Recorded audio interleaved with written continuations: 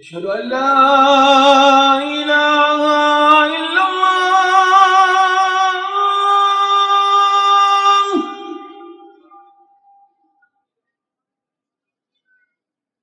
أشهد أن لا إله إلا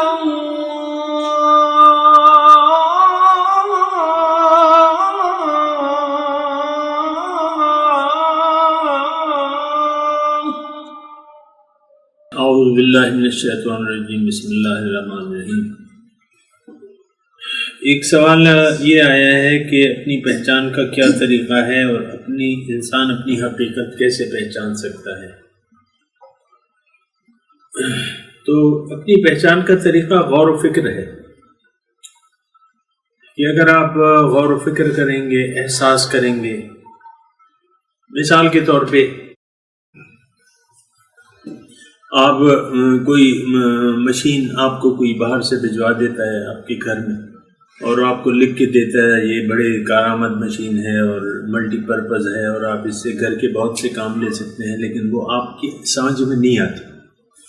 تو یہ ہے کہ پھر آپ اس پہ سوچ و بچار کریں گے، یا جو کوئی سمجھنے والے ہیں یا جاننے والے ہیں اس مشین کے، ان کو بلا کے آپ اس کے استعمال کا طریقہ سیکھیں گے اور اس کی جو کارکردگی ہے اس یعنی آپ سمجھنے کی کوشش کریں گے۔ تو غور اور فکر ایک بات، پھر کسی سے رہنمائی لینا، فَاسْأَلُوا أَهْلَ الذِّكْرِ إِن كُنتُمْ لَا تَعْلَمُونَ۔ قرآن میں اللہ تعالیٰ نے ہمیں یہ بتایا کہ تم اہل ذکر سے پوچھو، یعنی اہل ذکر سے مراد یہ ہے یعنی وہاں مقام میں کہ جو لوگ جانتے ہیں، اور ظاہر ہے کہ یہ ساری دنیا کا قانون ہے کہ جو نہیں جانتے وہ جاننے والوں سے پوچھتے ہیں۔ آپ کا جو سارا سکولنگ سسٹم ہے تو وہ یہی ہے کہ یعنی آپ اپنے بچوں کو جاننے والوں کے پاس، ٹیچر کے پاس بھجواتے ہیں، ایسے ہی ہے۔ تو پھر ٹیچر جو ہے وہ پھر بتاتی ہے کہ بھی کیا ہے، یہ الف ہے، یہ بے ہے، یہ اے ہے، بی ہے، یہ 1 ہے، یہ 2 ہے، ٹیچر بتاتے ہیں، اس کو حفظ کراتے ہیں، یہ کراتے ہیں، وہ کراتے ہیں۔ بہرحال پہچان اپنی یعنی یہ بہت اچھا سوال ہے کہ انسان جب تک اپنے آپ کو نہیں پہچانے گا وہ اپنے رب کو نہیں پہچان پائے گا۔ یہ ایک بات جو ہے نوٹ کریں، سوال بہت اہم ہے، اور اس میں یعنی اتنا ضروری ہے اپنے آپ کو پہچاننا کہ بغیر اپنے آپ کو پہچان کے آپ اس کا نتیجہ کیا ہوگا کہ آپ ویسے ہی اس دنیا سے گزر جائیں گے۔ ہم سب لوگ اس دنیا میں آئے ہیں اور یہاں سے جو آیا ہے اس کو جانا ہے، اب جانا یعنی آپ کچھ کما کے جائیں یا بغیر کما کے لیے جائیں۔ تو اگر کمائی آپ نے نہیں کی مثال کے طور پہ، اور کمائی کا آپ نے ذہن نہیں بنایا کہ میں نے کمانا ہے، تو پھر آپ غیر چیزوں میں دلچسپی لیں گے۔ مثال کے طور پہ ایک دکاندار ہے، اس نے 50 لاکھ روپے ایک دکان پہ لگا دیے ہیں اور پھر اس کا مقصد کمائی نہیں ہے، وہ بس ہلہ گلہ اور شغل، تو وہ 2-4 کرسیاں اپنی دکان میں ڈال لیتا ہے اور گاہک پہ یعنی کاروباری دلچسپی نہیں ہے اس کی، بس وہ دوستیں اس کے 2-4 دوست ہیں، لے آؤ بھائی چائے لے آؤ، سموسے لے آؤ، پکوڑے لے آؤ، ابھی کھائیں نا۔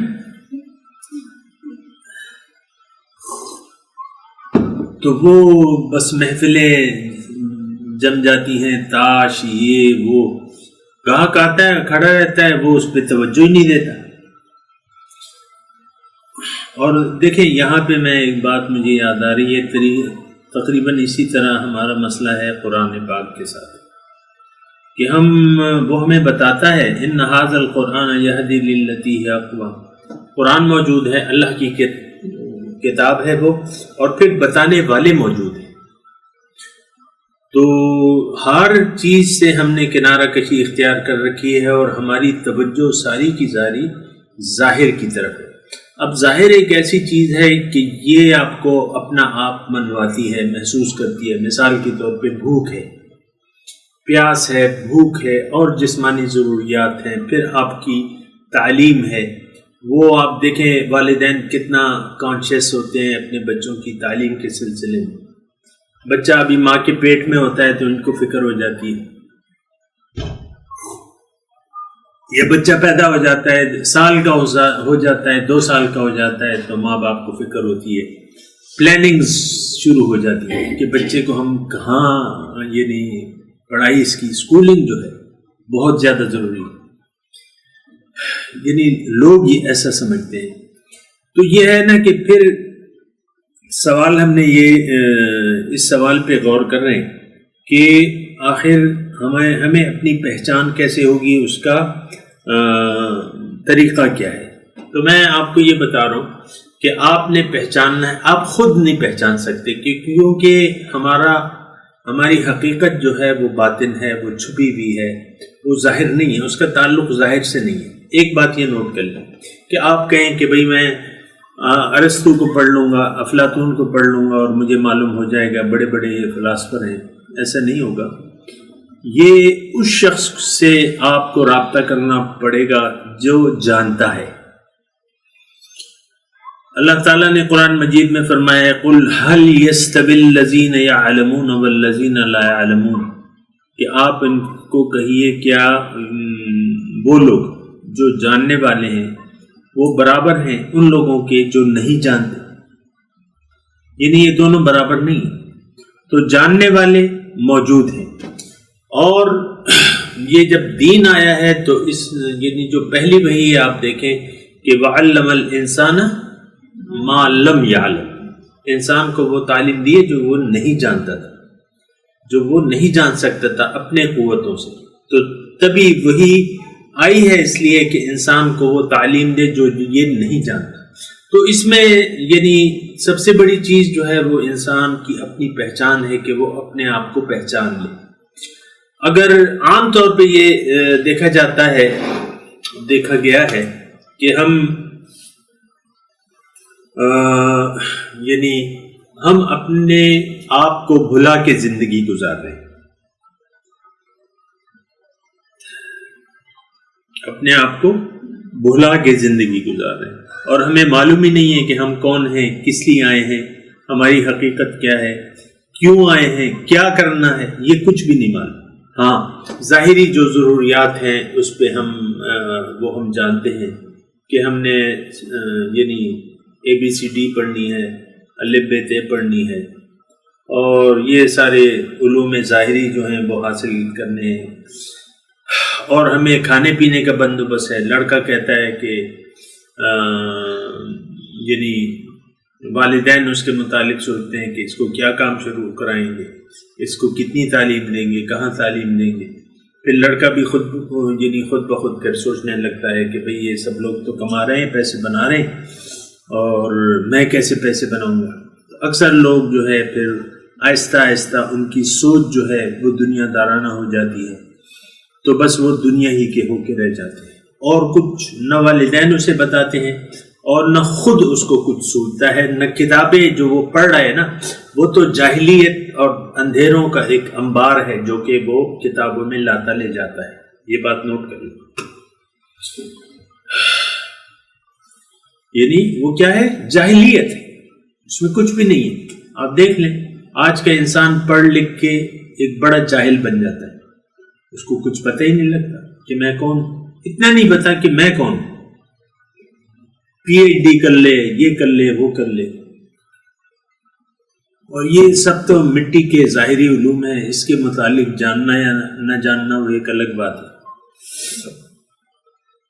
لیکن اپنے آپ کو ہم یعنی بھلا کے زندگی گزار رہے ہیں. اس کا نتیجہ کیا ہوگا؟ اس کا نتیجہ یہ ہوگا کہ جب ہم جائیں گے اپنی حقیقی زندگی میں، موت کے بعد جب حقیقت کی زندگی میں ہماری آنکھیں کھلیں گی اور پردے ہٹ جائیں گے تو پھر ہمیں بہت زیادہ جو ہے کیا ہوگا؟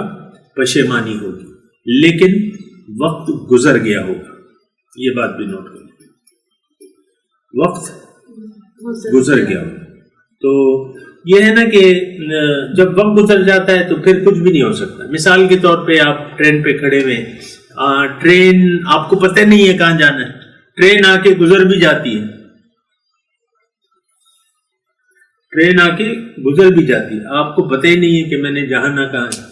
جب آپ کو یہ نہیں پتا جانا کہاں ہے تو آپ ٹکٹ بھی نہیں لیتے، پھر نہ پیسے دیتے ہیں نہ ٹکٹ لیتے ہیں، بس ایسے اسٹیشن پہ کھڑے ہوئے ہیں، گاڑیوں کو آتا جاتا دیکھ رہے ہیں، آپ کو اپنی منزل کا پتہ ہی نہیں۔ نہیں اسی طرح ہماری اپنی مثال ہے کہ ہمیں پتہ ہی نہیں ہے کہ جانا کہاں ہے۔ ایک بیعت کر لیتے ہیں، 10 سال گزر جاتے ہیں، پتہ ہی نہیں ہے کیا کرنا ہے، کہاں جانا ہے، کچھ نہیں پتا۔ تو بہرحال یہ تو ساری باتیں ہیں دلچسپی کی، دلچسپی سے ہی یہ مسئلہ حل ہوگا۔ اور فَاسْأَلُوا أَهْلَ الذِّكْرِ إِن كُنتُمْ لَا تَعْلَمُونَ، تم اہل ذکر سے پوچھو، یعنی جو جاننے والے ہیں ان سے پوچھو، کیونکہ یہ علم جو ہے یہ ظاہر کا نہیں ہے، یہ باطن کا علم ہے، اور باطن والوں سے پوچھو۔ دوسری جگہ قرآن میں ہے کہ الرحمن فاسأل به خبیرا، رحمان اس کے بارے میں کسی خبردار سے معلومات حاصل کرو۔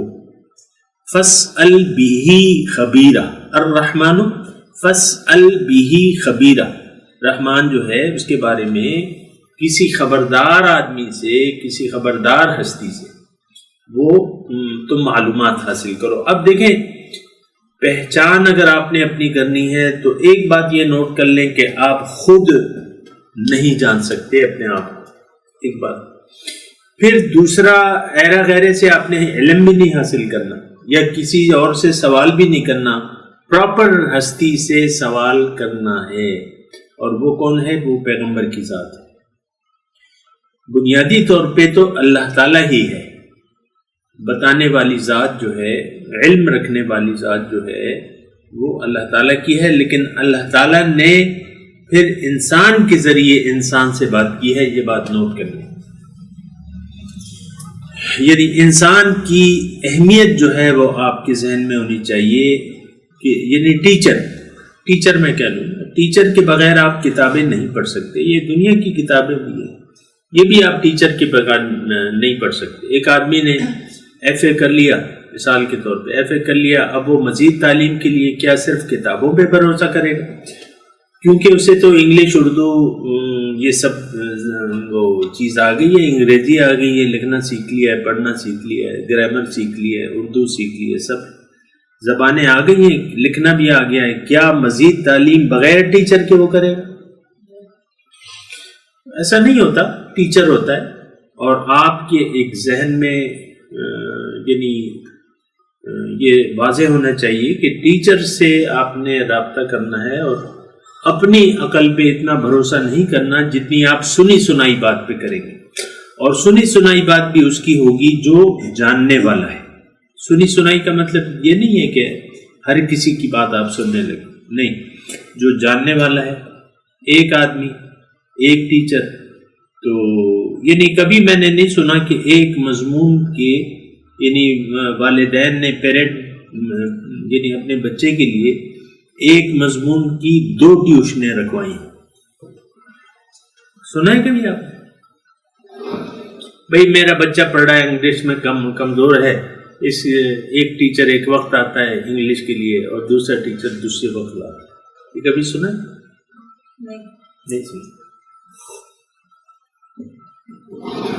ایک ٹیچر ہونا چاہیے، اور پھر یہ ہے کہ سب سے بڑی چیز جو ہے وہ جستجو ہے، شوق ہے، اور درد ہے، تڑپ ہے، اور اس کے لیے یہ چیزیں بھی ضروری ہیں، کیونکہ اگر آپ کو دلچسپی ہی نہیں ہوگی تو آپ پھر جان بھی نہیں سکتے۔ ٹیچر ہوتا ہے، لیکن یہ ہے کہ عام طور پہ یہ دیکھا گیا ہے، اول تو ٹیچر کو جو صحیح ٹیچر ہوتا ہے اس کو تو طالب علم ہی صحیح نہیں ملتے، وہ کہتے ہیں بس ٹیچر سے تعلق رکھنا بس کافی ہے، یا ہمارا بیعت کر لینا کافی ہے۔ ایسی بات تو نہیں، ایسی بات تو نہیں ہے کہ آپ صرف بیعت کر لیں اور پھر صرف وظائف پہ آپ گزارا کریں۔ وظائف تو یعنی ایک حد تک کام کرتے ہیں، لیکن اصل بات جو ہے آپ کا شوق ہونا چاہیے، آپ کی ایک تڑپ ہونی چاہیے، آپ کی ایک جستجو ہونی چاہیے۔ یہ ساری باتیں اگر آپ کریں گے کیونکہ وہ آپ کے منہ میں، ٹیچر جو ہے آپ کے منہ میں نوالا نہیں دے گا، وہ آپ طلب کریں گے تو تب کچھ آپ کو ملے گا. من طلب فقط وجد، جو طلب کرے گا وہ پالے گا. جو طلب نہیں کرے گا وہ بہت بھی اچھا ٹیچر ہو لیکن وہ طالب ہی نہیں ہے. حضور صلی اللہ علیہ وسلم موجود تھے، بہت سے لوگ یعنی اپنے حقیقت جاننے کے طالب ہی نہیں تھے، تو ان کو کچھ فائدہ ہوا؟ 70 آدمی تو یعنی حضور صلی اللہ علیہ وسلم ان کے ساتھیوں کے ہاتھوں قتل ہو گئے میدان بدر میں. یہ کون لوگ تھے؟ حضور صلی اللہ علیہ وسلم بڑے ٹیچر تھے، ان کو پرواہ نہیں تھی، بلکہ وہ الٹا ان کو جھوٹا سمجھتے تھے معاذ اللہ، کہ یہ ساحر ہے، یہ مجنون ہے، یہ ایسا ہے، یہ ویسا ہے. تو بعض اوقات یہ ہے کہ وہ ٹیچر موجود ہوتا ہے لیکن اس کی اہمیت ہی نہیں ہوتی، آپ اس کو کوئی اہمیت ہی نہیں دیتے. جیسے کہ حضور صلی اللہ علیہ وسلم کی مثال میں کہہ رہا ہوں، مثال سمجھنے کے لیے ہے. تو حضور صلی اللہ علیہ وسلم کو جن لوگوں نے اپنے بارے میں جاننا ہی نہیں چاہا تو وہ پھر حضور کی مخالفت پہ اڑ گئے، حضور صلی اللہ علیہ وسلم کی مخالفت کرنے لگے، اور مخالفت میں اتنا بڑے کہ ان کو ایذا دینے لگے. اور پھر جو ہے وہ آپ کو ساری حضور صلی اللہ علیہ وسلم کی زندگی 23 سال حضور صلی اللہ علیہ وسلم نے گزار لیے انہوں نے، لیکن ان کی مخالفتیں ختم نہیں ہوئی. الا یہ کہ پھر وہ ہوا کہ جو کافر بعض لوگ جو تھے فتح مکہ کے بعد وہ لوگ بھاگ گئے، ہجرت کر گئے. تو سب سے پہلے جو ہے ایک تڑپ چاہیے، ایک شوق چاہیے، اور شوق یہ آپ کی اپنی فکر سے پیدا ہوگا. یعنی آپ کو اگر فکر آخرت ہوگی، اپنی اگر فکر ہوگی کہ بھئی کچھ تو ہے، میری حقیقت تو کچھ ہے، میں ویسے نہیں ہوں، بیکار پرزہ نہیں ہوں، تو یہ سوچ و بچر سے، یعنی اختصار سے میں یہ بات کر رہا ہوں کہ سوچ و بچار کے ذریعے آپ اپنی منزلیں طے کر سکتے ہیں اور ٹیچر آپ کی مدد کر سکتا ہے. وہ یہ نہیں کہ آپ کو یعنی چھڑی لے کے آپ کو یعنی آپ کے پیچھے پڑ جائے گا کہ یہ کام کیوں نہیں کیا، یہ لباس تم صحیح کیوں نہیں پہن رہے ہو، یہ تمہاری خراب عادتیں کیوں ہیں، شوہر تم نے بیوی سے کیوں یعنی خراب سلوک رکھا ہے، یا بیوی سے یہ پوچھے کہ تم نے شوہر سے کیوں ایسا سلوک رکھا ہے جو مناسب نہیں ہے، تو وہ آپ کے پیچھے تھوڑی پڑے گا. یہ سارا سفر جو ہے، یہ بات نوٹ کر لیں کہ یہ سارا سفر شوق کا ہے. شوق سے انسان جو ہے ہر کام کرتا ہے، یہ تو ایک عام اصول ہے، یہ بات یاد رکھیں. ہنڈیا آپ پکا رہی ہیں، آپ کو شوق ہی نہیں ہے کوئی ٹیسٹی یعنی آپ ہنڈیا پکا لیں، تو پھر کیا ہے، وہ روایتی طور پہ بس وہ رکھ دی، دال ابالنے کے لیے رکھ دی، آخر میں تڑکا کر کے. حالانکہ دسیوں ریسیپیز موجود ہیں، یعنی دسیوں طریقے سے دال کو پکایا جا سکتا ہے. آپ کا شوق ہی نہیں ہے، دیکھتے نہیں، آپ کو ریسیپی سے کیا تعلق ہے. میں ویسے ہی کہہ رہا ہوں، زندگی میں مطلب یہ ہے کہ ایک بگاڑ سا، آپ زندگی کو بگاڑ سمجھیں. تو پھر یہ ہے کہ آپ ہر کام میں ایسا ہوتا ہے، آپ دیکھیں 50% رزلٹ آتا ہے ہمارا اسکولوں کا، 40% یہ ایف اے کا، بی اے کا. 50% تو میں نے کبھی پڑھا ہی نہیں کہ 50% جو ہے کامیاب ہو گئے. آپ نے سنا ہے کہ بورڈ کا امتحان ہے وہ بس 40%. 50% تو میں اس لیے نہیں کہہ رہا کہ میں نے نہیں سنا بھی، کہ 30% رزلٹ آ جاتا ہے.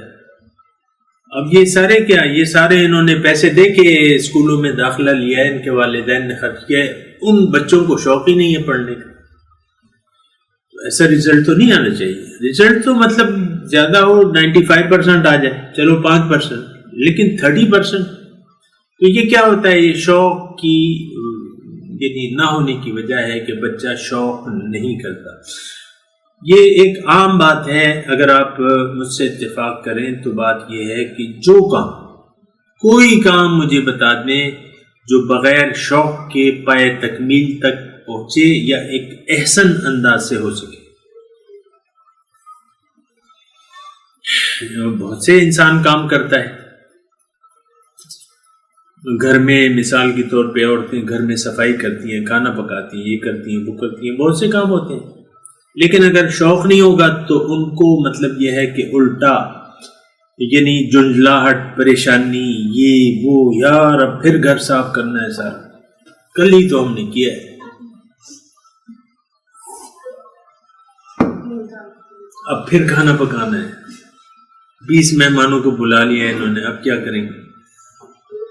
تو یہ ہوتا ہے مطلب کوئی کام بھی اگر آپ کی دلچسپی نہ ہو تو پھر وہ نہیں ہو سکتا، اس طریقے سے نہیں ہوگا. اسی طرح دین کا کام جو ہے یہ تو سارے کا سارا شوق کا راستہ ہے. یہ بات نوٹ کر لیں اچھے طریقے سے. اور میں آپ کو حدیث شریف بھی سناتا ہوں. حضور صلی اللہ علیہ وسلم نہیں، حدیث قدسی ہے.